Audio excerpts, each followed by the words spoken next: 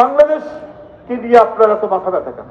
বাংলাদেশকে নিয়ে অন্য একটি দেশের সাথে আপনি আলোচনা করার কে অধিকার দিয়েছে? ভারত প্রায় আমরা দেখি, আমাদের তো অবাক লাগে যে ভারত প্রায় দেখি যখন আমেরিকায় যায় বাংলাদেশ নিয়ে আলোচনা করার কথা শুনি আমরা সংবাদপত্রে, যে ভারত আমেরিকার সাথে, আমেরিকার রাষ্ট্রপতির সাথে বাংলাদেশ বিষয়ে আলোচনা করছে।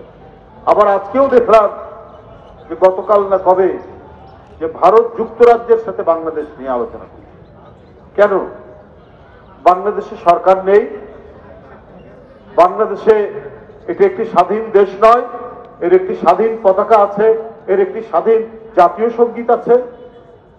আপনি পার্শ্ববর্তী রাষ্ট্র, আপনি যে রাষ্ট্র, আপনি একটা আলাদা ভূখণ্ড, আলাদা স্বাধীন দেশ। তো বাংলাদেশকে নিয়ে আপনারা তো মাথা ব্যথা কেন? বাংলাদেশকে নিয়ে অন্য একটি দেশের সাথে আপনি আলোচনা করার কে অধিকার দিয়েছে?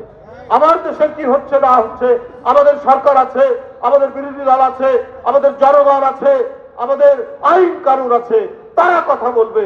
আমাদের পররাষ্ট্রনীতি কি হবে, আমাদের নানা বিষয় নিয়ে কথা বলতে পারে। আপনারা কারা যে বাংলাদেশ নিয়ে অন্য দেশের সাথে আপনারা আলোচনা করবেন? যারা লুটেরা, যারা খুনি, যারা আপনারকে হত্যা করে, তাদেরকে আপনারা আশ্রয় দেন। আজকে ভারত হচ্ছে শেখ হাসিনার দোসরদের বাগান বাড়িতে পরিণত হয়েছে। এটার কারণ হচ্ছে হাসিনার মাধ্যমে তারা বাংলাদেশকে তাবেদার রাষ্ট্র বানাতে চেয়েছিল। ভারত যা মনে করত হাসিনার মাধ্যমে সেটা করত, আর হাসিনা তার ক্ষমতা টিকিয়ে রাখার জন্য ভারত যা চাইতো তাই দিয়ে দিত। একবার বলেছে না, আমি ভারতকে যা দিয়েছে তারা চিরদিন মনে রাখবে।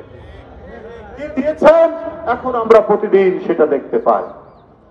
কি কি দিয়েছেন? সীমান্তে হত্যা হয়, লালমনিরহাটের সীমান্ত, চাঁপাই নবাবগঞ্জের সীমান্ত, ঠাকুরগাঁর সীমান্ত, সিলেটের সীমান্ত, মারা যাচ্ছে একের পর এক মানুষ, একদিন দুই দিন পর।